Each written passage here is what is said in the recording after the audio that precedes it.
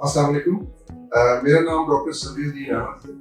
मैं अल शिफा trust eye hospital के general ophthalmology and cataract department का एचओडी हूँ।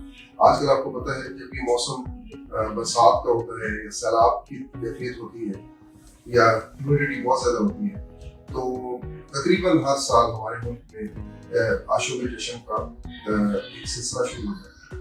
ये वबा फैल जाती है जो कि बेसिकली एक वायरल इन्फेक्शन है, और होता यूँ है कि पेशेंट्स क्योंकि एक से दूसरे को होने का कभी इम्कान होता है, तो है ये वायरल इन्फेक्शन। और जब ये एक आंख में होती है किसी की आंख में, जिसकी आंखों का रंग सुर्ख हो जाता है, आंखों से पानी आता है, कई दफा गंदा मवाद भी आता है, और अगर इन्फेक्शन ज़्यादा सीरियस हो तो आंखें स्वेलिंग, आंखों की स्वेलिंग, लिड्स की स्वेलिंग भी हो जाती है, बुखार की कैफियत हो जाती है, नज़ला जुकाम भी शामिल हो जाता है।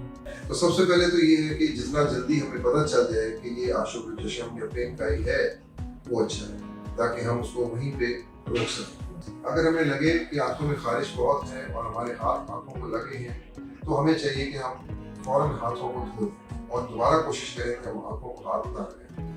और दिन में कई मरतबा हम जो ऐसा मरीज है जिसको ये मसला है, उसको चाहिए कि वो अपने हाथों को अक्सर औकात धोता रहे, ज़रूरत के तहत भी और बगैर ज़रूरत के भी धोता रहे, क्योंकि कई दफ़ा अनजाने में आंखों को हाथ लग जाता है और हाथों में वो इन्फेक्शन आ जाती है। होता ये है कि अब वो जिस चीज़ को भी हाथ लगाएगा वो पोटेंशियली इन्फेक्टिव हो जाएगी, और अगर कोई वो चीज़ इस्तेमाल करेगा, उसका मोबाइल है, उसका तौलिया है, उसका तकिया है, तो कोशिश करें कि बच्चों से अपने तकिया और तौलिया और कोई चीज़ें शेयर ना करें, उनको अलग रखें और साथ हाथों को धोते रहें। इससे ये है कि कम से कम जो वबा है, जो मर्ज है, वो फैलेगा नहीं। और हम अगर घर में एक फर्द को हो जाए तो अक्सर ये देखा गया है कि वो क्योंकि एहतियात नहीं करते, तो सारे घर वालों को बारी बारी वक्त वक्त ये चीज़ हो जाती है। इसलिए इसकी एहतियात बहुत लाजमी है कि हम अपनी चीज़ों को आपस में शेयर ना करें और अपने हाथों को दिन में कई मरतबा धोएं। और अगर ये चीज़